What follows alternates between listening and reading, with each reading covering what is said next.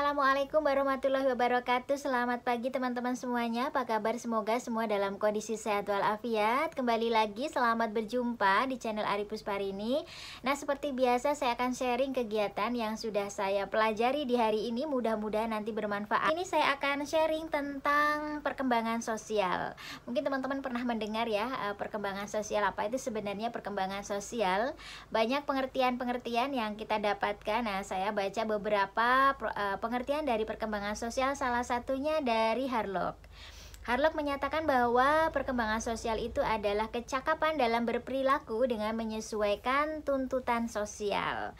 Kemudian ada pengertian yang lain juga dari Egan dan Kauchak ya teman-teman, yang mengatakan bahwa perkembangan sosial itu adalah digambarkan sebagai kesempatan individu untuk mengembangkan kemampuannya, melakukan interaksi dan hidup berdampingan dengan sesama dalam rentang waktu tertentu. Jadi kalau secara umum, perkembangan sosial ini adalah kemampuan kita untuk berinteraksi, beradaptasi ya dengan lingkungan sekitar kita gitu ya. Dan prosesnya pada setiap orang berbeda-beda. Dalam kesempatan kali ini kita akan ngobrolin tentang teori perkembangan sosial yang sudah disampaikan oleh Erikson ya.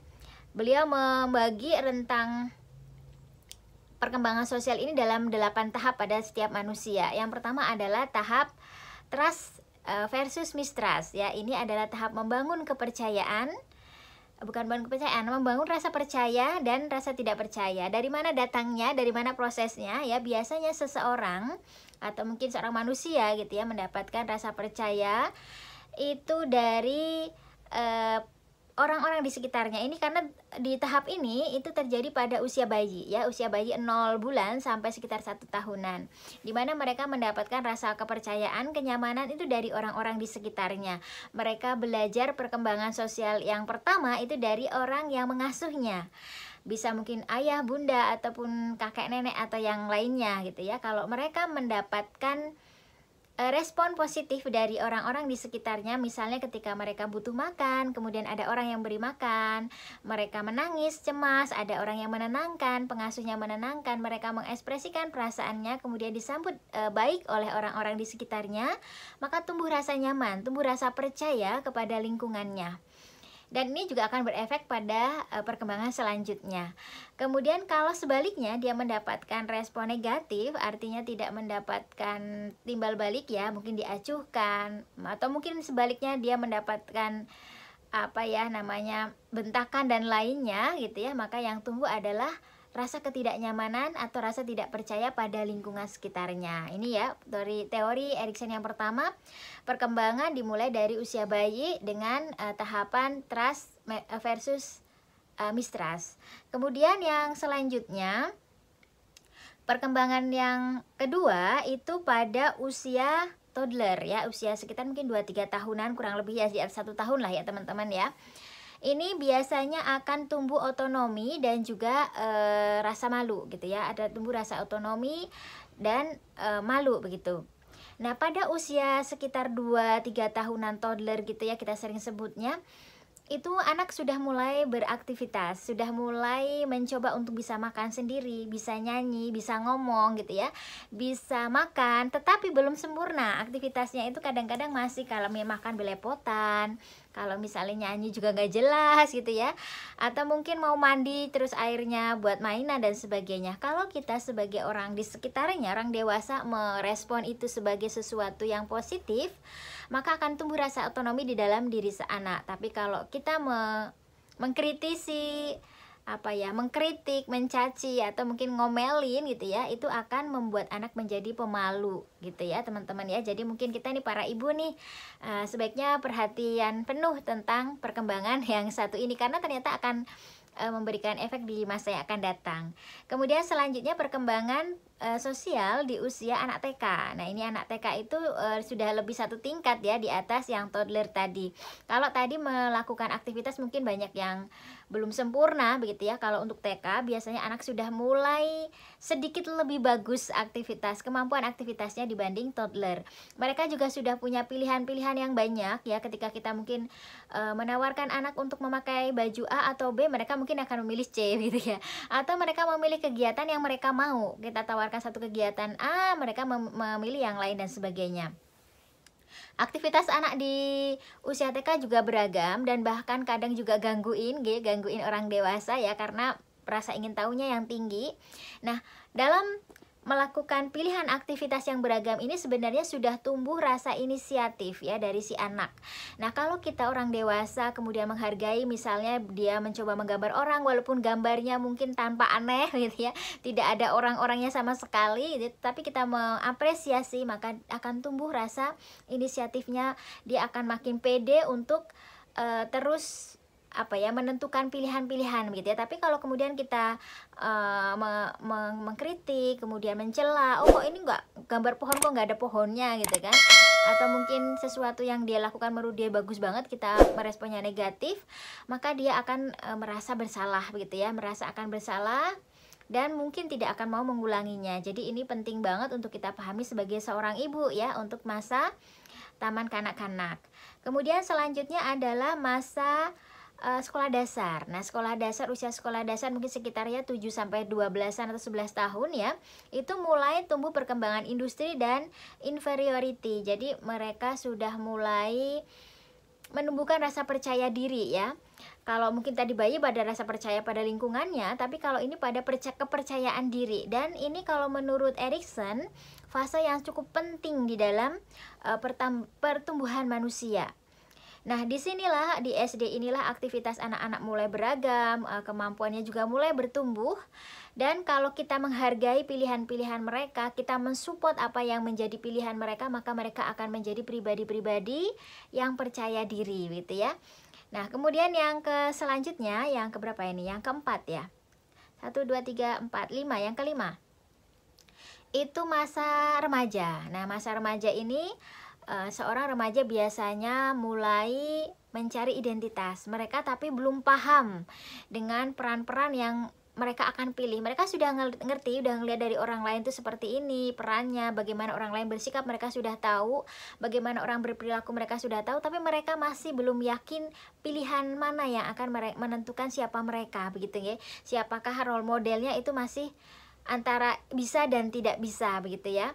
Dan di fase ini diharapkan seorang remaja bisa kemudian memilih model-model atau perilaku-perilaku yang baik yang akan mereka ikuti, walaupun mungkin mereka merasa masih ada fase-fase kebingungan. Nah, kita mensupport peran-peran orang tua di masa remaja ini untuk terus mendukung mereka dan juga memberikan informasi yang baik tentunya ya, agar mereka nanti bisa tumbuh dengan identitas yang baik dalam dirinya, supaya mereka bisa mencari identitasnya dengan benar gitu ya. Kemudian di fase dewasa muda. Nah, fase dewasa muda mungkin ya mungkin fase kuliah awal begitu ya, barangkali ya teman-teman ya. Ini fase intimasi dan juga isolation ya. Jadi dimana kalau tadi remaja ya, seorang remaja tadi masih susah menentukan identitasnya, pilihan-pilihan peran yang dia pilih, atau mungkin pekerjaan-pekerjaan yang dia inginkan, dia masih bingung gitu ya. Tapi kalau di usia dewasa awal ini, mereka sudah bisa menentukan, oh saya mau menjadi si A, saya mau melakukan A begitu ya. Tetapi bersama dengan ini mereka akan membutuhkan komitmen. Jadi misal nih seseorang kemudian memilih, oh ya saya mau kuliah lagi, atau saya mau menekuni suatu pekerjaan. Pilihan itu tidak sekedar hanya pilihan, tetapi akan bersama dengan itu ada komitmen, ada juga kerjasama dengan orang lain. Nggak bisa kita menjalankan peran kita sendirian. Nah, dalam prosesnya ini, kalau seseorang bisa berkomitmen, bisa bekerja sama, maka akan tumbuh keintiman, tumbuh kedekatan dengan satu sama lain gitu ya, tumbuh kenyamanan. Tetapi kalau mereka gagal dalam proses ini menurut Erikson, maka akan tumbuh rasa terisolasi. Kemudian selanjutnya di fase selanjutnya, di fase dewasa tengah ya. Fase dewasa tengah ini akan tumbuh fase generativity dan juga stagnation. Jadi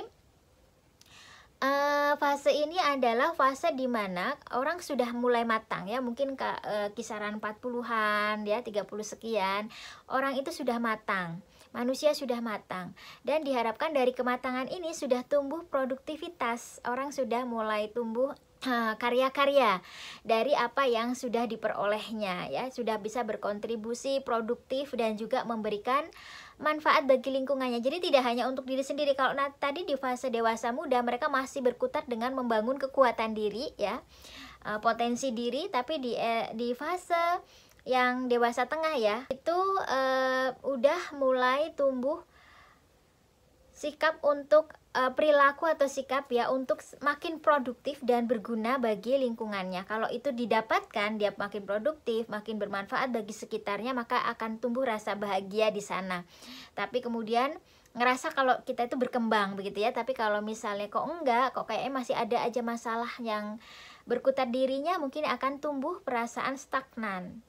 Nah itu ya. Kemudian di fase yang terakhir itu ada integrity dan despair. Ini adalah fase di mana seorang ini di usia lansia ya, memulai memanggil kembali kepuasan yang sudah pernah dilakukan. Karena kan ini udah fase yang nggak seproduktif di awal ya. Jadi udah tinggal mengenang apa yang sudah dilakukan di masa lalu menjadi sebuah kebanggaan ataukah sebuah sesuatu yang disesali. Ketika mereka merasa bangga dengan capaian-capaian yang sudah mereka lakukan yang mereka dapatkan di masa-masa lalu, masa-masa mudanya, maka akan tumbuh integrity. Dan sebaliknya, kalau misalnya kok dia ngerasa nggak ada yang sudah diberikan, maka akan tumbuh rasa despair gitu ya teman-teman ya. Itu beberapa perkembangan menurut Erikson di perkembangan sosial. Nah, perkembangan sosial ini juga teman-teman dipengaruhi oleh banyak hal ya, ada faktor keluarga, ada faktor teman sebaya, ada faktor sekolah dan lain sebagainya. Nah, keluarga ini juga kalau kita ngobrolin tentang pengaruh perkembangan sosial oleh keluarga ya, keluarga, teman dekat itu banyak ya teman-teman ya.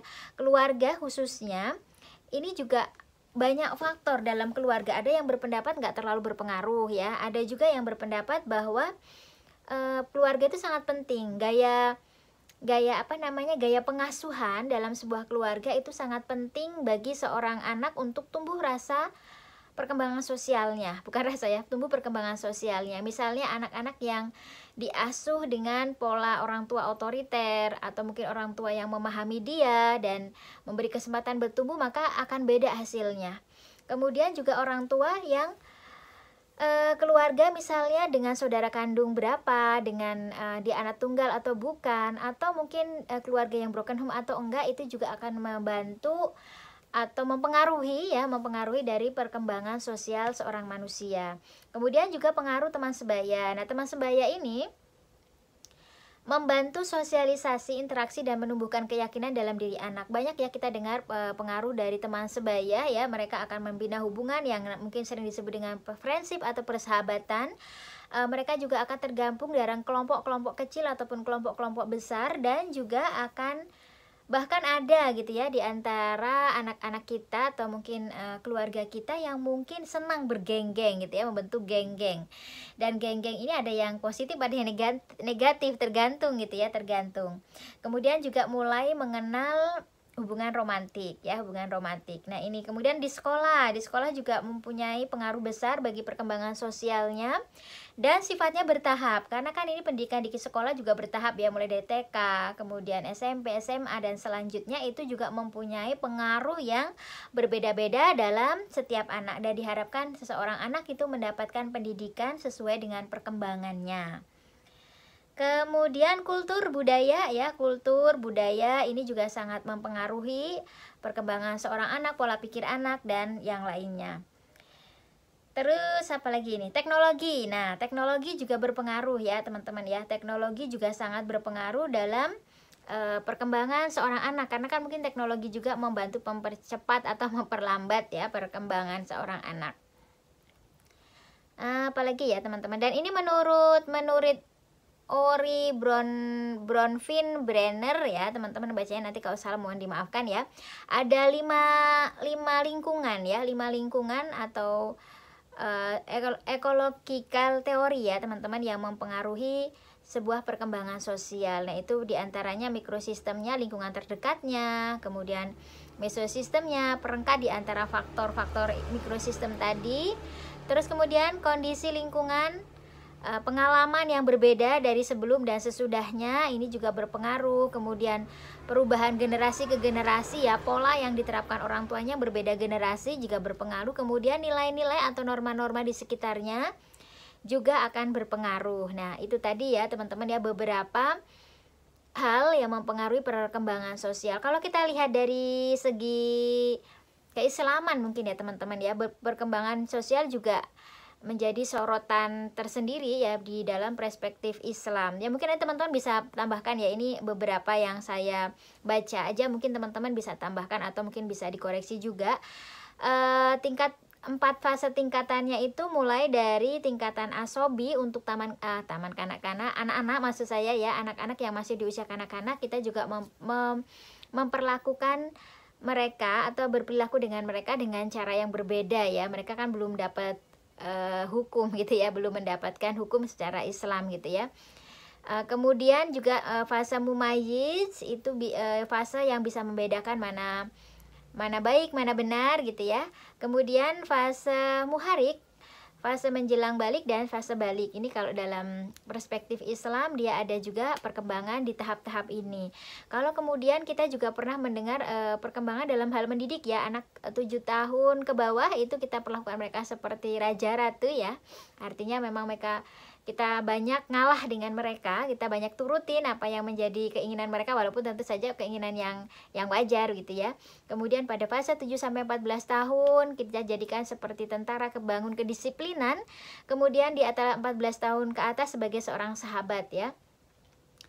Dan juga di dalam perkembangan sosial ini juga mungkin erat kaitannya dengan usia ya. Dalam Islam itu dalam usia, misalnya ketika mereka masih belum balik, maka kita nggak boleh memberikan kepercayaan penuh terhadap tanggung jawab harta, atau mungkin hal-hal yang memang penting banget itu belum boleh diserahkan ketika mereka belum balik gitu ya.